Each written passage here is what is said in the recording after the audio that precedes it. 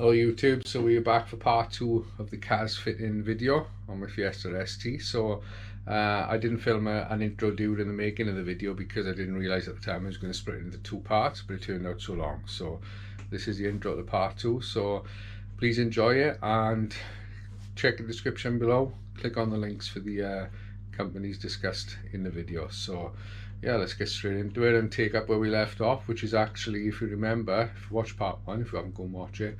But I just realised that I couldn't use the standard shim and races, and I had to remove them before fitting the diff. So let's jump straight back into it. Right, so with the box parted, we're basically in the situation where I thought was worst case scenario, and that's where we've got to knock out the race with a shim behind it. Now, in my infinite wisdom, I was so hoping that I wouldn't have to do this job. I never bought the tools to actually remove the races. Everybody says, oh, I've never known a diff that needs shimming.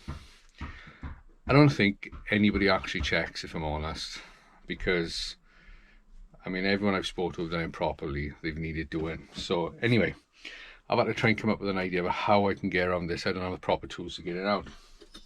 So what I do have is part of a throttle body trumpet from when I had my Focus before. I know it's alloy, but what I've done, that fits lovely in there. Put that over the top. I've already done a little test tap and it's starting to move quite easy. As you can see, look, the shim is moving free, so you'll be able to knock that race out. Now hopefully the race will go back in as easy. Now normally you have to heat up the casing. I haven't heated it up because I purely just wanted to test the theory of what that do. So you've always got to improvise, people. Remember, the right tools, you just got to find something that does the job. So I'll finish tapping that out now, and then we'll measure the size of that shim and then see what we've got to put back in. Right, so let's give it a tap out. We got Amelia on the camera. She's only 6, so if it's shaky, it's because you're 6-year-old, innit? Are you 6? No. How old are you? 7. Oh, I always get it wrong, don't I? Right, come on, Anne. Let's see if you can tap this out.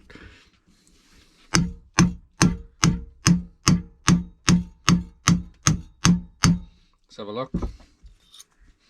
So it's definitely moving down. Give a closer look. See in there. So we get in there, we just got to make sure we're knocking it out square. You want to look, do you? Go on and get your head in there then. No. Right, hold on then. My head ain't that small. Right, hold on then for me to finish off. So, say it's not the perfect solution, but if it works, who am I to complain?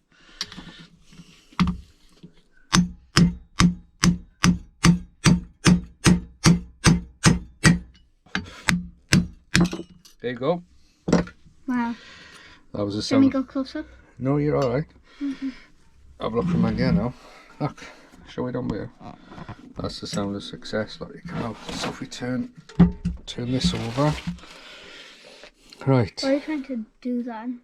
Yeah, I wanted to get that out, see. Right, so that's our space it out. I'm going to measure that now. Oh, good grief, it's phone time now. Right, so where was I? Well, anyway, I've measured that, and that is a 0.5 shim. So the smallest one that I've got is a 0.3, so I'll knock 2 off. That's it's a 0.6, that one is. So I didn't anticipate that I would need less than a 3. I probably could do with a 2 really, but what I'm going to do is we'll go for it. We'll fit, actually I'll put the race in with no shim, and then we shall see what sort of play we've got, and then we'll know exactly then, rather than just guessing from my measurements before. We'll do it all fresh again now. I'm just heating the casing up now with my heat gun from the 1970s, and the race is in the fridge, or freezer rather, chilling. So I'll do 10 minutes or 5 minutes maybe of heating this up, and then we'll tap it in. Right, so I got that race in. There's no shim behind it, and that was a faff. I didn't film it, but I'd use this, which is like a multi-hole, so cheap drill thing. Put that put it that way around with that, tapping it, and when it got so far in, the old race on top, that on top of that, and finish it off. But I got it really hot. I got this to about 140, 150 degrees on the old gun, and put the race in a freezer. But it was my second attempt because the first attempt didn't go well. What I'm going to do now is put it on. We won't have to, or we shouldn't have to space the two halves of the box. We should be able to just put that in now because there's no shim, and measure the preload on that. Right, so it's going well. I've just done all the measurements that I need. So just a reminder, it's been a while since I was filming, so this is now the kaaz with the race in, no shim. So we are measuring the play of how it's actually going to be. So I'll try, see that? I can't push as much as I could because I'm one hand, so showing 12 there, but let me show you the figures I've been getting. So I've got bits of numbers everywhere. So in the 3 points I had 0.13, 0.13 and 0.11.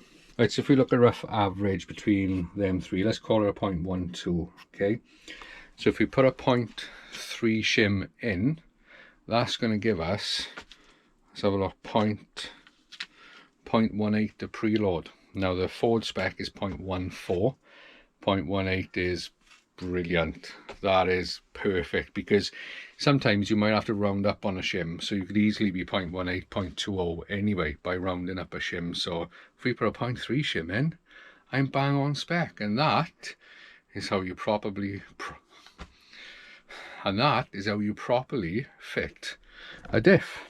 So what I'm going to do now is go through the process, stripping it back down, getting the race back up, put the 0.3 shim in, and then we can rebuild the box complete, get it done and finished. So the DTI is packed away. I'm now ready to knock out that race. I'll show you how I'm going to do that in a minute, and then we've got to put the race back in with our shim behind it. Also, I was thinking as well, I better mention, when I was doing that technique and I was using the feeler gauges to space out the two halves of the box, that's not something that is in any manuals or anything. It's just an idea I came up with myself purely so that I could check to see if I could get away with using the standard specs. So if you're thinking, where did he find that idea? I dreamt it up. It's one of my own creations, but the proper way to do it is to do what we've done the second time. So just so you know, that's my idea. Right, so like I said, you take a punch and you just go side to side and slowly tap it out. You have to be extremely careful doing this, so I'm just going to take my time working my way around, nothing too serious.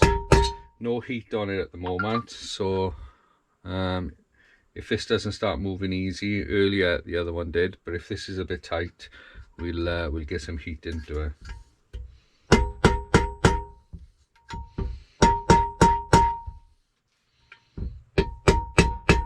Right, so it is a bit tight, it's moving, but it's a bit tight. So what I'm going to do, when I get it hot, knock it out. But at least you know the method now, so I'll do exactly the same as you've just seen off camera, but with a bit of heat.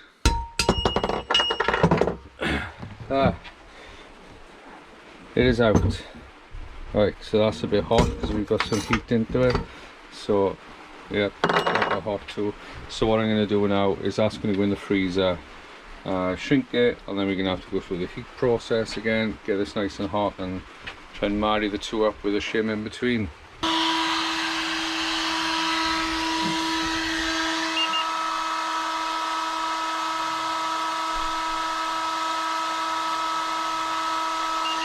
Right, so here we go.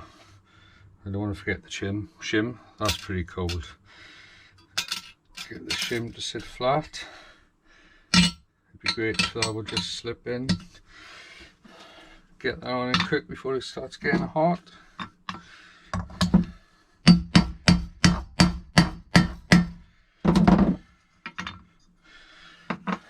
Get the other old race on top.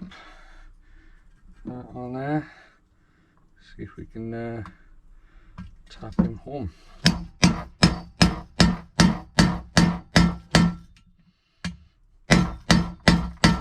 Tap this home. Oh, it's definitely more work when when you haven't got the right tools, people. But it's in. Shim is pinched tight, not moving. It is in.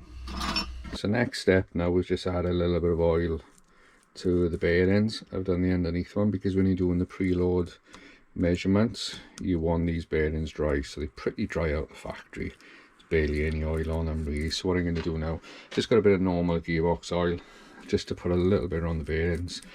But we will be using, I've got special gearbox oil obviously, that from Kaaz that we'll be using. So with the clutch diff, you have to use oils that have friction modifiers in them, and that's what's the special additives that's in the Kaaz oil.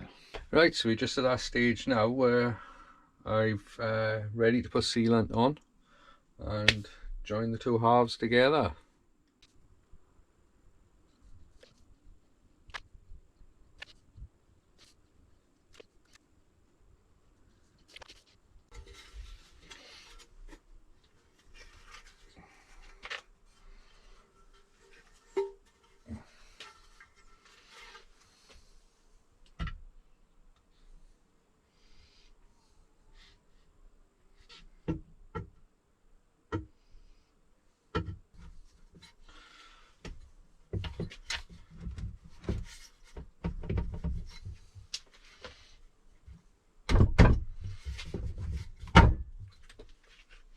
There you are.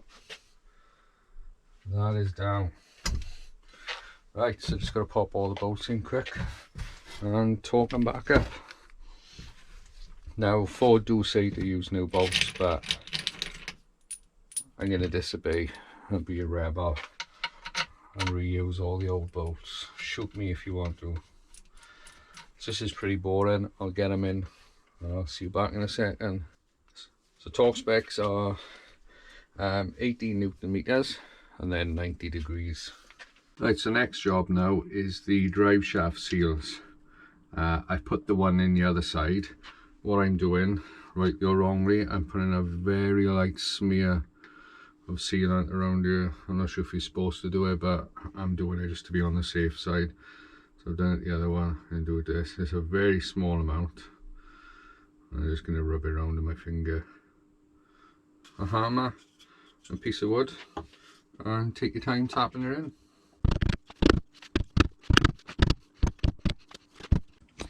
Right, so that's that. That is in. That's pretty much the box all ready to go back in. Yeah, I think I'm there. I'm going to do a quick gear check everything goes through the gears. Pretty much we are ready to put it back in the car. Right, so next day now, I knocked it on the head when I got that far. I said it was ready to go back in the car, but I almost forgot. We've got to do the clutch. So slave cylinder is in. I can't remember if I already showed that. The clutch, now I got to give a big thanks to Connor and Jordan at Rsport for this. You might have seen in my Donington video. I met them up there and they delivered the clutch to me. So Connor and Jordan are TRS mapping dealers. They also can give you your Ford parts and any other parts you want. So I'm going to put a link in the description. Get in touch with them on Instagram, Facebook, or through their website. So thank you for that, boys. Right. Also, everybody seems to go for SD200 clutch. I'm only stage 2 power. I've just gone for a standard clutch. Well, I come to regret that. I don't know, people are running 300 plus on the standard clutch. It's going to be perfectly fine for what I'm going to do. I didn't see the need to spend the extra. So that is it. That is just a standard Ford clutch, and press the plate under there. So what I've got to do now is go to the car, get the old one off, get this on, and then the box can go in. So checking the flywheel, a little bit of play there, a little bit of sideways play. I think that's pretty normal. I'm not going to worry about it too much. It is what it is. Wasn't rattling or banging in the car. Got a bit of burning around the face though, but we're not changing that. I'll just clean that up and that's going to stay in there. Looking at the clutch plate, you can see there we are getting down on the way. I suppose it's not terrible, but on the edges is Yeah, it's quite worn, I suppose. Let's say I'm like slipping clutch, I think, but you look at the marks on there. I mean, that's quite some burn marks. So yeah, probably not a bad thing to change it. So I'm going to put the new one in, torque that up. Shouldn't take too long. Well, I've taken off this end bracket for the gearbox mount because that's what was making it difficult to get off earlier. I've tied this rope around it there because I've set up a winch puller, so hopefully this is going to help me do the job of pulling it up. So I'm going to drive the box out now, get it under the car, and hope we can get it done on my own. Right, so as you can see, I've got the weight of it off the floor. I've had to do a little tweak here because this is not directly above the center where I would like it. It was pulling over, so I just put a strap around here to pull the guide over. So that should now allow me to pull it up and find it easier to get it in position. So I'm going to crank on that now and see how it goes.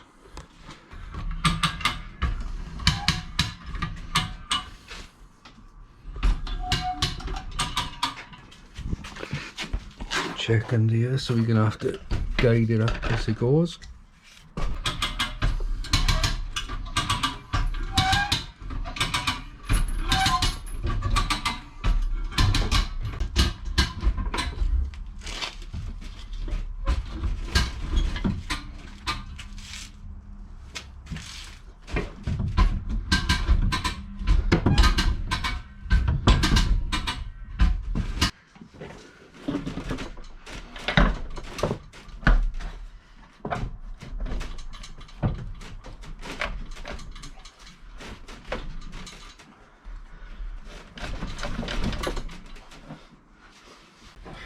Right, so as you can see, we're almost there. Just got to try and close the gap a bit more, get a bolt in. It's in, but that didn't go as smooth as it looked. The spline wasn't in like I thought, and it fought me for about an hour. But it's in now. What I got to do is the gearbox mount under here. I've torqued all the bolts, so the box is fully joined to the engine, and just in case putting this back together, bleeding the clutch, I've checked the gears are all going in, so far so good. Right, so now I'm topping up fluids, drive shafts are in, so the gearbox is all sealed, but this method of filling the gearbox is so slow. So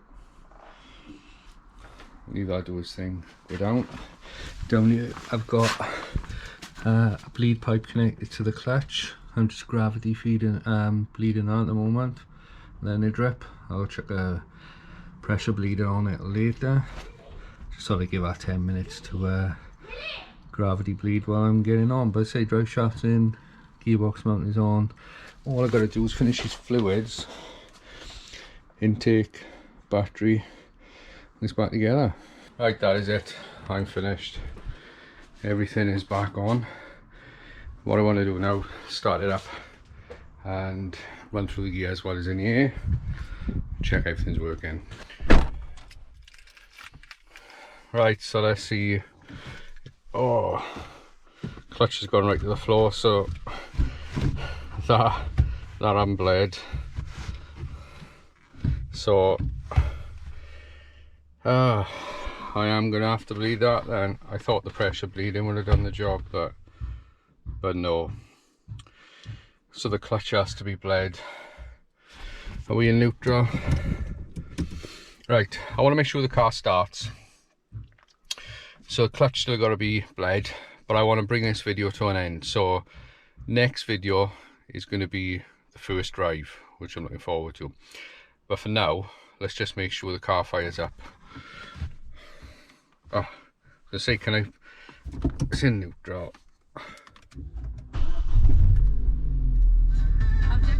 Clutch is down because it's stuck down.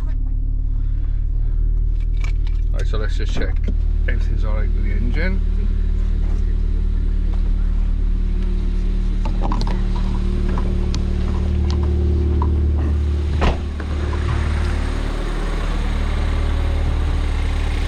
Right, so everything is fine here. Sounds normal. So it's a thing in here once we've taken so many stuff apart, you can with a start back up. So that is it for this video. I've got a big mess that I've got to clean up. Yeah, that is it. I'll get all of this finished now off camera, so in the next video the car will be driving, hopefully running perfect and sweet, and we'll enjoy the first test drive. So for now, thank you very much for watching. Hopefully you enjoyed the 2 parts of this, and don't forget to check out the links below for Rsport and for Part Box. Thank you very much guys for helping me out with this video. Right, that is it. I'm going. Thanks for watching. See you next time. Cheers and bye.